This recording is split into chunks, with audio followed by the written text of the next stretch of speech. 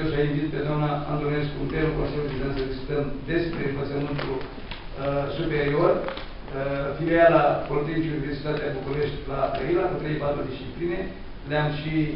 Ne-am orientat, dar încă ne mai orientăm la ele și probabil împreună cu agronomia și cu Carol Davila să încercăm să formăm un nucleu cu profesori de la București. Astăzi nu avem profesori, din păcate, la Brăila, să începem ceva. Dar lângă cei de la București, probabil că în timp se vor putea forma și pe noi 14, cu siguranță, o să vă propun să vedem Politehnicii în folosință, în administrare, împreună cu clădirea de pe Calea Cărărașului, împreună cu Facultatea de Inginerie Cărați, care nu sunt sincere. Țările mari și ne împărțim în două, că sunt prea mari pentru grupele care sunt astăzi.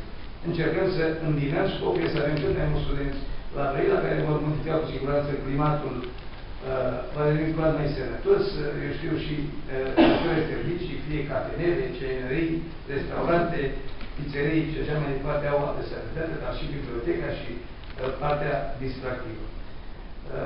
Eu zic că lucrurile astea nu poate să ducă decât înspre o direcție bună pentru județul.